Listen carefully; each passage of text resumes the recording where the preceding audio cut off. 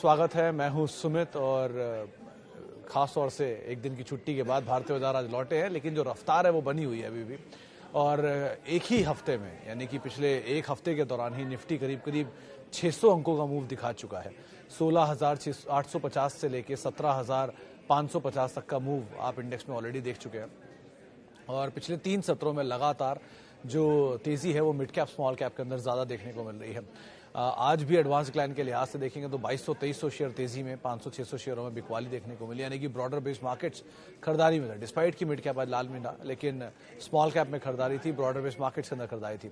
Nifty bank 190 अंकों के आसपास की बढ़त के साथ बंद हुआ। थोड़ा बहुत सपोर्ट बैंकिंग फाइनेंशियल्स की तरफ से आ रहा था, लेकिन मेजर सपोर्ट आज जो आपको दिखेगा वो दिखेगा कैपिटल गुड स्पेस में, जिससे एल&टी इसमें पार्टिसिपेट कर रहा था। वो 7,000 करोड़ का एक ऑर्डर जो आया उसका इम्पैक्ट कह लीजिए, या फिर अदरवाइज बाकी कैपिटल गुड स्पेस के अर्निंग्स का इम्पैक्ट कह लीजिए। तो पूरे स्पेस में एक अच्छी तेजी, अच्छा बज़ बना हुआ था। उस बज़ की वजह से कैपिटल गुड स्पेस आज लार्जेस्ट गेनर्स के तौर पे शुमार हुए। प्लस आज आईटी स्पेस में खरीदारी देखने को मिली। हैवी वेट्स में टीसीएस जैसी कंपनियां, इन्फोसिस जैसी कंपनियां पार्टिसिपेट कर रही थी। मिड कैप में कोफोर्ज, एल&टी टेक, एल&टी इन्फोटेक, ये कुछ ऐसे नाम जो कि आज पार्टिसिपेट करते हुए दिखाई पड़ रहे थे। कैश मार्केट के स्टॉक्स में जो मोमेंटम बना है, ऐसा तेजी आया है, जो छोटे मझौले शेयर है, जहां पे 2 दिनों के अंदर 30% तक के गेन्स आते हुए दिखाई पड़े। 3 से 4 दिनों में ही रादर जो है वो 30% गेन देखने को मिले हैं। तो ब्रॉडर मार्केट्स में, कैश मार्केट के शेयरों में ज़्यादा खरीदारी है। आज के लिए जो की हाईलाइट्स थे उसमें Q4 अपडेट्स, जिसमें अच्छे अपडेट आए। बजाज फाइनेंस के, पूना वाला फिनकॉर्प के स्टॉक प्राइस को मत देखिए, वो अपनी जगह है, लेकिन जो अपडेट थे वो बेहतरीन थे। चाहे आप Q4 के देख लीजिए, क्या है बजाज फाइनेंस के या पूना वाला फिनकॉर्प के, इसके अलावा सूर्योदय स्मॉल फाइनेंस बैंक का अपडेट आया। साथ साथ बाकी जितनी भी banks and financial industrial bank के, एयू स्मॉल फाइनेंस बैंक के, इन सब के अपडेट्स आते हुए आज दिखाई पड़े। तो ये पूरे दिन के की हाईलाइट थे। ऑटो सेल्स के नंबर्स का इम्पैक्ट 2 में दिखा। एक तो बजाज ऑटो नंबर्स का इम्पैक्ट में वो थोड़ा बहुत वहाँ पर रिएक्शन आता हुआ दिखाई पड़ा, और अदरवाइज भी ऑटो में अशोक लेलैंड नंबर्स के बाद चला। सो सेलेक्टिव नंबर्स जो कि 2 दिन के ब्रेक्स में आए हुए, उन पे रिएक्शन आज बाजार दे रहा था। 4,000 के पार बजाज ऑटो फ्यूचर्स में पहुंचता हुआ दिखाई पड़ा। स्ट्रॉन्ग नंबर्स वहाँ पर रहे। केमिकल स्पेस में बाइंग है। सुदर्शन केमिकल हुआ, पोषक जैसी कंपनियां हुई कैश मार्केट में, या फिर बाकी रिलेटेड केमिकल स्टॉक्स थे। महालक्ष्मी ऑर्गेनिक जैसे स्टॉक जो कि तेजी पकड़े हुए कामकाज कर रहे हैं, जहां पर पिछले 3-4 सत्रों में ही जोरदार तेजी आई है। 20-22% के आसपास तक का मूव भी कुछ सिलेक्टेड स्टॉक्स में देखने को मिला है। सो ये कुछ की हाईलाइट जो आज के सत्र में होते हुए दिखाई पड़े। कल दोस्तों, अगर आप बाजार में अपना पैसा इन्वेस्ट करना चाहते हैं तो अभी जुड़े एंजल ब्रोकिंग के साथ में, क्योंकि यहां आपको मिलती है एक अच्छी एडवाइस और भरोसेमंद सर्विस, और यहां अकाउंट ओपन करना भी है बिल्कुल फ्री ऑफ कॉस्ट। तो आज ही जुड़े एंजल ब्रोकिंग के साथ में। अकाउंट ओपनिंग लिंक डिस्क्रिप्शन में है। आज ही अपना अकाउंट ओपन कराएं। एक क्रूशल डे है और निफ्टी भी क्रूशल जोन में आ गया है। जो जानकारों से हमारी बात आज हो रही थी वो भी मान रहे हैं कि 17,600-650 थोड़ा सा थकने वाला जोन इंडेक्स का होता है, तो थोड़ा इंडेक्स वहाँ पे शायद थकेगा। और कल इम्पॉर्टेंट ट्रिगर भी साथ में है, तो अगर कुछ भी अनइवन हुआ तो उस पर मार्केट रिएक्ट करेगा बहुत स्ट्रांगली। इंटरेस्ट सेंसिटिव स्पेस जिसमें बैंक्स, रियल्टी, ऑटो, इनके ऊपर आप ध्यान रखेंगे कल के सत्र के लिए स्पेशली। और अगर कोई भी उलट चीज़ नहीं हुई, यानी जो अनुमान है कि 25 बेसिस पॉइंट के आसपास तक की बढ़ोतरी और ब्याज दरों में एमपीसी कर सकता है, अगर ऐसी बढ़ोतरी के उलट कुछ हुआ, यानी कि कोई बढ़ोतरी नहीं हुई या लैंग्वेज सॉफ्ट रही, तो मार्केट शायद अलग तरह से रिएक्ट करे। और क्योंकि हफ्ते का आखिरी कारोबारी सत्र भी है, शुक्रवार को बाजार बंद है, तो इसलिए बहुत truncated week, low volume, thin volume, holiday mood, इस तरह के सिचुएशंस के बीच में मार्केट्स कामकाज करता हुआ दिखाई पड़ रहा है। तो इसीलिए आज सुबह वो क्यूज़ में दिखाई पड़ेगा कि इंटरनेशनल क्यूज़ वीक थे, एसएक्स कम था, लेकिन वो एक्चुअल में पिछले सत्र के कंपैरिजन में, क्योंकि पिछली कल छुट्टी थी तो उसको एडजस्ट कर लेंगे तो 60-70 पॉइंट ऊपर ही कामकाज कर रहा था। तो ओवरऑल सिचुएशन इतनी ख़राब नहीं, लेकिन अर्निंग्स जो क्रूशल है नेक्स्ट वीक से शुरू होने जा रहे हैं। तमाम आईटी कंपनियां, बैंकिंग, जिनके नंबर्स आने हैं, तो उससे पहले मार्केट्स एक बढ़िया मोमेंटम में है, गेयर्ड अप कर रहा है अपने आप को। अकॉर्डिंगली आप कॉल लीजिए। स्टॉक में पिक एंड चूज़ करने का समय है तो उसके हिसाब से ही कॉल करने का, यहाँ पर रणनीति बनाने का समय भी है। ओके, अब सवाल जवाब का सिलसिला भी शुरू कर लेते हैं। कुछ सवालों को शामिल कर लेते हैं। सबसे पहला सवाल जो मेरे पास आया है,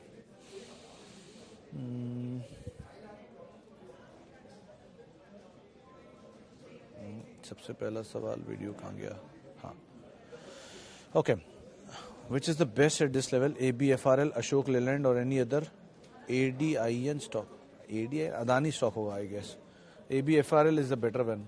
त्यागी साहब थोड़ा सा ये जरूर ये भी लेकिन महंगे साइड पर है, लेकिन लेवल वाइज तीनों के ट्रिगर अलग अलग है. अदानी ग्रुप में तो आप पिक करने के लिए वही 3 नाम हमेशा आते हैं, Ambuja, Adani port and Wilmer. Situation wise जब तक न्यूज़ फ्लोज यहाँ नहीं थमेंगे और out of light out of site नहीं होता तब तक तो आप कुछ मत करिए. वन. अब रही बात अशोक लेलैंड के नंबर्स बेटर थे इस क्वार्टर के. इस जो सेल्स के नंबर इन्होंने दिए कल परसों बढ़िया थे. और आज सुबह शायद किसी कॉल भी थी गाबा साहब की, I think by side he call थी अशोक लेलैंड के ऊपर. तो उनके भी मानना है कि टारगेट्स तो अपसाइड की उन्होंने रखे, लेकिन वो मोमेंटम चेज करते हैं और मीडियम टर्म कॉल रखते हैं, लॉन्ग टर्म नहीं रखते. और रही बात तीसरा ABFRL की, तो अगर आप होजरी या टेक्सटाइल में कुछ देख रहे हैं या रिटेल में कुछ देख रहे हैं तो एक अच्छा पैकेज के नाम पे आप उसको देख सकते हो. एक अच्छी कंपनी है तो order wise ABFRL would be the preferred one. उसको आप पहले देख सकते हो. बट अगेन अर्निंग सामने ही है, तो जहाँ बीट एंड डाउन है वहाँ अर्निंग पे बेट करना ज़्यादा बेटर रहेगी. ऑलरेडी बीट एंड डाउन है तो अर्निंग्स में अगर कुछ और ज़्यादा खराबी नहीं आई, कोई बुरा आंकड़ा नहीं आया, तो एटलीस्ट वहाँ पर नंबर्स थोड़े बेटर साइड पे दिखेंगे. जैसे आज सुबह ही बात हुई थी किसी जानकार से, तो उनसे ही पूछा था कि कहाँ पे बेट करना चाहिए, तो बोले कि IT में अभी कहीं बेट मत करो क्योंकि अर्निंग सामने ही है. अर्निंग्स में अगर ज़रा सी भी वीकनेस आ गई तो एक झटका नीचे का देगा, तब आप बेट कर लेना इंस्टेड अभी आउटराइटली जाने के. तो जब आप कोई भी स्टॉक अगर आप अपने पोर्टफोलियो का हिस्सा बनाना चाह रहे हो लार्ज कैप में, तो उनकी अर्निंग नेक्स्ट ही वीक में है सारे के सारे, तो बेटर है कि थोड़ा सा वेट कर लो एक हफ्ता और. अगर नीचे मिल जाए तो ज़्यादा बेटर है, उस समय पे डील लेना. LIC, Shilpa Medicare, max financial, yes bank. Sir सबके सब नाम तो आपने ऐसे लिए ही, क्या ही बोलना उनमें. शिल्पा मेडिकेयर बहुत भागा हुआ, यस बैंक 3 साल से लॉक इन में, मैक्स फाइनेंशियल न्यूज़ फ्लोज के बीच में. दीपक जी इसमें एक ही नाम है LIC, इसको आप एवरेज कर सकते हो अगर आप करना चाह रहे हो, because largest insurance conglomerate. But again dividend pay offs is the key trigger जो इसके लिए काम करेगा अगर वो देती है तो. बस बीट एंड डाउन है, क्वालिटी कंपनी है, बीट एंड डाउन प्राइस, तो उसको आप एक बार को देख सकते हो. बट यहाँ पर भी बहुत बड़ा कोई मोमेंटम नहीं, प्रॉफिट मिले उसके हिसाब से आप कॉल लेना. अभी के लिए तो इनमें से यही नाम एक सही लग रहा है. बाकी तो आप तेज़ी मिले तो निकलने की कोशिश करिए, वो ज़्यादा बेटर है. सुदर्शन केमिकल सर आज तो 5% ऊपर था खाली सर. मतलब ऐसा तो कोई लॉन्ग वो नहीं है, तो मार्केट के साथ ही नीचे आया पूरा केमिकल स्पेस. पूरे केमिकल में ही आप आज तो मैं देख रहा था मतलब 8-9 शेयर थे केमिकल के जो तेज़ी में कामकाज कर रहे थे लास्ट में, A ग्रुप और B ग्रुप दोनों ही साइड पे. सो केमिकल स्टॉक्स में तो आज मोमेंटम वापस आया है. So at least wait and watch और अर्निंग देख लो. एक क्वार्टर के नंबर्स में मेरे ख्याल से, क्योंकि वो इनपुट कॉस्ट नीचे आई है वन, और दूसरा साइक्लिकल था, 1-1.5 साल पहले इनमें मूव आया था, तो आना चाहिए अब यहाँ से नंबर्स में वापस इंप्रूवमेंट. सो देख सकते हो आप, अगर हो आपकी पोजीशनिंग है तो आप बने रहो, एटलीस्ट वो ज़्यादा बेटर है इस तरह के बीट एंड डाउन प्राइस में. Should I buy Paushak limited and Tejas network for long term? These two are fundamentally good. Das sir Paushak limited basically ये अलम्बिक ग्रुप की कंपनी है. अलम्बिक लिमिटेड इनके प्रमोटर में शामिल है वन, और अलम्बिक फार्मा का भी शायद स्टेक है कंपनी के अंदर. अलम्बिक फार्मा ही प्रमोटर के अंदर ही आते हैं. तो ये गुजरात बेस्ड कंपनी है और केमिकल स्पेस में कामकाज करती है. 2 कंपनी ठीक है, प्रॉफिटेबिलिटी बहुत कम है इसकी. 15 करोड़ 17 करोड़ का प्रॉफिट एक क्वार्टर में निकालती है. एक ही चीज़ है कि इतने बड़ी इक्विटी का भाव क्यों है, क्योंकि 8,000 रुपये के आसपास शायद शेयर है, 7,000-8,000 के आसपास. उसकी वजह की इक्विटी साइज़ बहुत छोटा है, तो 15 करोड़ की प्रॉफिटेबिलिटी में भी वो बड़ा EPS दिखता है जिसको बाजार वैल्यू देता है. सो वैसे कंपनी ठीक है अगर आप केमिकल में देख रहे हो, बट ऑब्वियसली आता है प्राइस महंगा है और दूसरा इक्विटी साइज़ बहुत छोटा है. सो वॉल्यूम तो होता ही नहीं, थिन वॉल्यूम के बीच में चलता है शेयर. सो ये कुछ चीज़ें हैं जिनको आप देख सकते हो. प्रॉफिटेबिलिटी कोई ऐसी बड़े फायरवर्क्स नहीं है, बट करीब 40-45 करोड़ रुपए का साल का प्रॉफिट निकालती है कंपनी. और उसी थिन प्रॉफिट के ऊपर एक कंपनी का स्टॉक काम करता है. तो मतलब आप इसमें बहुत ट्रिकी कॉल लेना होगा वन, और दूसरा मतलब कोई रिपोर्ट्स को कवर करती नहीं तो कुछ भी कहना मुश्किल है. बट ये रिसेंटली लाइमलाइट में आया क्योंकि वो लो वॉल्यूम रहता है तो आउट ऑफ साइट रहता है, कोई कवर भी नहीं करता है इसको. सो ज़रा देख संभल के कॉल लेना इसमें जब आप कॉल लो. तो आपको अगर लगता है ऐसा तो अलम्बिक फार्मा और अलम्बिक लिमिटेड्स के प्रमोटर हैं, तो अगर ये चलेंगे तो वो भी चलेंगे ही. सो आप उनको भी देख सकते हो. Otherwise LTIM, LTTS, Mastek. LTTS में अभी टाइम लगेगा पटेल सर, क्योंकि वो कंसोलिडेशन हुआ है और शायद मेरे ख्याल से पहले नंबर आएंगे या दूसरे नंबर आएंगे वो मर्जर के बाद. तो अभी क्लियर पिक्चर तो अब आनी शुरू होगी दोनों के मर्जर के बीच में, L&T टेक और माइंडट्री के मर्जर के बाद। सो अभी तो वेट एंड वॉच ज़्यादा बेटर ऑप्शन रहेगा उसमें, कंसोलिडेशन थोड़ा लंबा चल सकता है। और रही बात L&T IM और मास्टेक में, तो मास्टेक टूटा ज़्यादा है, तो ज़्यादा positioning well position at least Mastek है इनमें से। Then comes LTIM and then comes LTTS। Company quality wise LTTS is better one, लेकिन ऑब्वियसली आता है क्योंकि अभी अर्निंग्स के नंबर हैं, अर्निंग्स आएंगे और अर्निंग्स में भी वो दोनों के मर्जर हैं, तो कुछ क्लाइंट कॉमन होते हैं, कंसोलिडेशन होता है कुछ बिजनेसेस को लेकर, तो कंसोलिडेशन में थोड़ा टाइम लग सकता है इसमें, तो 1-2 क्वार्टर रहेगा इसमें थोड़ा सा ऊपर नीचे, बट उसके बाद अगर स्टेबल हो जाए चीज़ें तो आप देख सकते हो उसमें LTTS। निफ्टी 50 ETF वर्सेस मॉन 100 मोतीलाल नैस्डैक 100 ETF, ये 3 म्यूचुअल फंड अगर मतलब ETF है तो चन्ना साहब इसमें मैं ज़्यादा टिप्पणी नहीं कर पाऊंगा। पर्सनल फाइनेंस मतलब I am not sure about the fund name, मैं आपको उसके सारी टेक्निकल चीज़ें समझा सकता हूँ, लेकिन किस फंड का चुनाव करना है कोई बढ़िया जानकार आपको बताए ज़्यादा बेटर है। लेकिन निफ्टी ETF को हमेशा वो लोग ले लें जिनको कुछ भी नहीं पता बाजार में। देखिए, एक बहुत कल एक जानकार से बात हो रही थी, उन्होंने बड़ी साफ चीज़ बताई कि जब बाजार ऑल टाइम हाई पर था तब आपके पास ऑप्शन था कि आपको डेट फंड के अंदर एंटर करना है, क्योंकि उस समय बाजार पीक पर है, वहाँ से बहुत ज़्यादा अपसाइड बाजार में शायद लिमिटेड रहे, तो अब आप डेट में उतर जाओ। उस समय डेट लो पीक पर था, तो डेट में इंटरेस्ट ज़्यादा मिलने की प्रोबेबिलिटी थी, वही हुआ। 3% ब्याज था या 4% ब्याज था, वो बढ़ते बढ़ते 8%, 9%, इवन 9.5-10% तक आ गया कुछ केसेस में, तो आपके पास पूरा स्कोप वहाँ खुल गया। अब इंटरेस्ट रेट पीक पर है, यहाँ से बहुत ज़्यादा इंटरेस्ट रेट बढ़ने की गुंजाइश नहीं है। आप खुद ही सोचो ना, 8% 9% ब्याज पर अभी आप खड़े हो, और यहाँ से क्या होगा, आधा % और बढ़ जाएगा मैक्सिमम, उसके बाद तो पैनिक बच जाएगा इकोनॉमी में। तो क्योंकि इतनी ज़्यादा हायर इंटरेस्ट पे आप कोई चीज़ ले नहीं पाओगे, तो अपने आप ही डिमांड से आपको तो इंटरेस्ट रेट घटाने ही पड़ेंगे। सो इस तरह की हायर इंटरेस्ट रेट पे अब इंटरेस्ट रेट वाले पार्ट में उतरना ठीक नहीं है। अब आपको इंडेक्स में उतरना चाहिए, क्योंकि वहाँ पर अब लोगों को रिटर्न नहीं मिला, उसकी अट्रैक्टिवनेस कम हो गई है, तो जिसकी अट्रैक्टिवनेस कम है उसमें आप एंटर करो। तो अभी interest rate scenario higher side पर है, तो अगर आप कुछ नहीं समझ पा रहे हो तो आप निफ्टी के ETF लेकर रख लो, बेस्ट है। और अब से 3 साल के लिए एटलीस्ट को लेकर डाल दो, वहाँ से यहाँ से अब डाउन साइड बहुत नहीं हो, लेकिन शायद अपसाइड खुल जाए, क्योंकि डाउन साइड होगा भी तो आपकी SIP पूरा कर देगी। और रही बात, अगर वो नहीं ले सकते हो, थोड़ा बहुत आप बाजार जानते हो, तो ऑब्वियसली बात है आप Reliance, TCS, HDFC bank, ICICI, Infosys, HUL kind of जो बड़े नाम हैं उनको देख सकते हो, अगर आप ETF में नहीं जाना चाह रहे हो। सो वो डिपेंड करता है आप कितना मार्केट समझते हो, लेकिन अगर आप जाना चाह रहे हो तो पहली प्रेफरेंस तो हमेशा ETF ही रहनी चाहिए, अगर आप इंडेक्स में कुछ भी नहीं समझते हो तो, क्योंकि आप पूरा निफ्टी उठा रहे हो, पूरा बास्केट ले रहे हो। और अगर आप समझने लग गए हो मार्केट्स को थोड़ा बहुत भी, या आपको लगता है कि नहीं रिस्क एपेटाइट है मेरे पास, तो आप लार्ज कैप में जाओ, और ज़्यादा आ जाए तो मिड कैप में जाओ, और ही ज़्यादा आ जाए तो स्मॉल कैप भी है, लेकिन या माइक्रो कैप है। वो डिपेंड्स आपके मार्केट की समझ को, और डिपेंड्स आपके रिस्क कैपेसिटीज़ को, लेकिन एक आइडियली पोर्टफोलियो के अंदर ETF होना चाहिए। सो आप ETF को तो पहली प्रेफरेंस दो, और अगर आपको कुछ नहीं समझ में आता मार्केट में तो आप ETF लेके हमेशा बैठ सकते हो।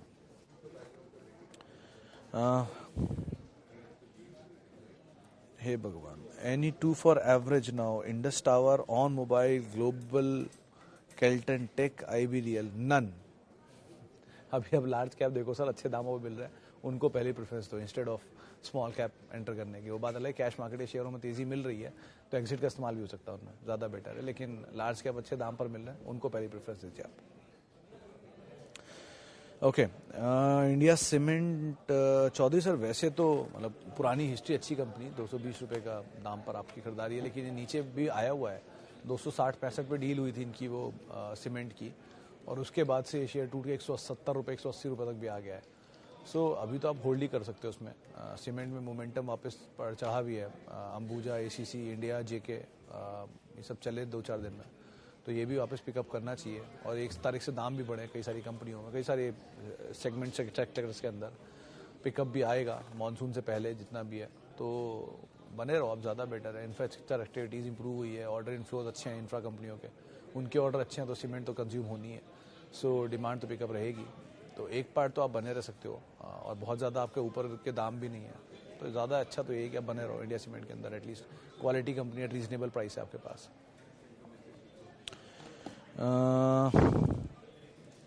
कोफोर्ज, एम्फेसिस, मास्टेक, कोफोर्ज, एम्फेसिस, मास्टेक, तो तीनों एक ही जैसे ही हैं। तीनों में वो कंसर्न क्या आता है भी बैंकिंग को लेके, इनके एक्सपोजर्स को लेके क्या बोलते हैं, अपनी नंबर्स की कमेंट्री में उस पर डिपेंड करता है। बट अमंग थ्री मास्टेक का शायद डाउन साइड थोड़ा लिमिटेड रहेगा, ये ऑलरेडी बहुत टूटा हुआ है। देन कम्स एम्फेसिस जिसका थोड़ा और कम है, कोफोर्ज क्योंकि आज बहुत चला है तो थोड़ा सा हल्का इसको भी होना चाहिए, लेकिन पहली Mastek, then Mphasis, then comes Coforge. But IT majors पे फोकस करो, बहुत सस्ते दाम पे मिल रहे हैं इनफैक्ट कंपेरेटिवली मिड कैप चले ज़्यादा हैं। आप रिसेंटली जो लोज कटे थे इन्फोसिस के या टीसीएस के या एचसीएल के या टेक महिंद्रा के, उस लोज से उनमें रिकवरी आई 15-20%। उसके बाद वापस करेक्ट होकर वो वहीं आ गए ऑलमोस्ट। लेकिन मिड कैप जो वहाँ से चल रहे थे उनमें करेक्शन उतना नहीं आया अभी भी। तो एक बार को लार्ज कैप फिर भी वेल पोजीशन फेवरेबल दिख रहे हैं प्राइसिंग के हिसाब से, तो आप उनको भी देख सकते हो एक बार को। जुबिलेंट फूड, परमार सर आज वो एक न्यूज़ फ्लो था पापा जोन्स के री एंट्री का। 2011 में शायद पापा जोन्स गया था इंडिया से बाहर, 10 या 11 में। उसके बाद दोबारा री एंट्री की बातचीत है मार्केट में, जो आज उन्होंने न्यूज़ में डाला है। और उनकी री एंट्री बड़े पैमाने पर होती है तो एक थ्रेड बनेगा जुबिलेंट फूड के लिए, बिकॉज वो भी एक बड़े ब्रांड है। कितनी वेल पोजीशनिंग उसके बाद रहती है जुबिलेंट की, ये क्रूशल रहता है। लेकिन जुबिलेंट क्योंकि 2 क्वार्टर से एक चीज़ अच्छी है, पहला तो ये बहुत टूट गया है, तो 840 रुपये वाला शेयर 400 रुपये की रेंज में आ गया। 1, 2 मैनेजमेंट का रीचेंज हुआ है अभी, जो पिछले क्वार्टर में नया मैनेजमेंट आया, तो नए मैनेजमेंट की कमेंट्री, नए मैनेजमेंट का काम, उनका फोकस एरिया, ये कुछ चीज़ें हैं जिनको बाजार इस क्वार्टर के अंदर खास तौर से देखेगा। तो ये क्वार्टर की अर्निंग को आप देख लो, आपके पास है तो आप बने रहोगे, ऑब्वियसली बात है। But wait and watch is a better choice, क्योंकि इस क्वार्टर के नंबर्स में अगर कमेंट्री अच्छी आती है और नंबर्स में कुछ भी इम्प्रूवमेंट रिफ्लेक्ट होता है, क्योंकि 2 क्वार्टर पहले तक तो इनपुट कॉस्ट का इम्पैक्ट था, लास्ट क्वार्टर में डिमांड का इम्पैक्ट था। इस क्वार्टर में क्या आता है वो पार्ट अगर क्लियर हो जाता है तो आप आराम से यू कैन गो फॉर। लेकिन अभी के लिए एटलीस्ट ज़्यादा बेटर है कि आप यहाँ पर बने रहो। अच्छी कंपनी, एक अच्छा ब्रांड है, और न्यूज़ फ्लोज पे और अर्निंग्स के ऊपर आप नज़र बना के रखोगे। ओके, और पटेल सर इतनी लंबी लंबी लिस्ट भेजोगे तो मैं कैसे पढ़ूंगा इनके बारे में। FL India, Dixit sir FL India, मतलब एफएल इंडिया बड़ा ट्रिकी बिजनेस है, इसका आधा समझ में आता, आधा समझ में आता नहीं मुझे, तो इसीलिए मैं ज़्यादा इस पर टिप्पणी कर नहीं पाता हूँ। मैं मतलब स्किप करूँगा, आई एम सॉरी, मैं ज़्यादा शायद इसके बारे में नहीं जानता हूँ, तो मैं इसलिए नहीं बोल पाऊँगा, मुझे इसके लिए माफ़ी चाहिए। ओके, और इसके अलावा ICICI Securities Exide Galaxy Surfactants and UFlex order would be Exide first, Galaxy भी you can add, ICICI Securities अभी अवॉइड, क्योंकि ये वो मोमेंटम में चला था जो अच्छे मार्केट में ट्रैक्शन आया तो उसको देखकर। एंड यूफ्लेक्स तो बिल्कुल ही अवॉइड सर, यूफ्लेक्स कोई भी तेज़ी मिले, आपका भाव आए, आप निकल जाए, ज़्यादा बेटर है। मतलब आपकी खरीदारी के ऊपर कहीं भी आ जाए आप निकल सकते हो। इस कंपनी की हिस्ट्री थोड़ा पढ़िएगा, कभी गूगल पे मिल जाएगी आपको, वहाँ पढ़िएगा इस कंपनी के बारे में, तो आपको अपने आप बहुत सारी चीज़ें क्लियर हो जाएंगी। सो इंस्टेड इन 3 में आप रह सकते हो। यूफ्लेक्स के केस में तो आप एटलीस्ट तेज़ी में निकलो। And Galaxy again pick and choose करना, पहली प्रेफरेंस में एक्साइड दो, ये ऑलरेडी बहुत टूटा हुआ है।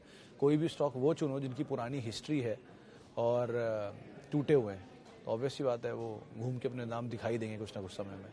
और बहुत टूटे हैं तो बहुत ज़्यादा डाउनसाइड है नहीं, कोई भी बुरी दौर को एक्सेप्ट करके बैठे हैं।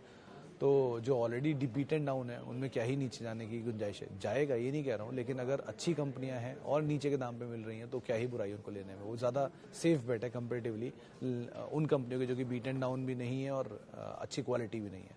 सो आप उस हिसाब से call low at least. Okay, GSFC, RCF, GNFC, Deepak, which one is best for monsoon? Coromandel, जिसका नाम ही नहीं है इसमें, और बाकी एग्रोकेमिकल, ये वो नहीं है, एग्रोकेमिकल फर्टिलाइजर, एग्रोकेमिकल में आता है PI industry, UPL and all. आप फर्टिलाइजर जो भी चुनोगे वो मोमेंटम होगा, जो भी चुन लो वो मोमेंटम है। अब तक फर्टिलाइजर में ऐसी कोई कंपनी नहीं है, चाहे दीपक को छोड़ दियो, क्वार्टर का नंबर अच्छे थे इसलिए चला था। RCF, NFL, फैक्ट, चंबल, जिन्होंने सिक्योलर मूव दिया हो, ये सब मोमेंटम में चले हैं।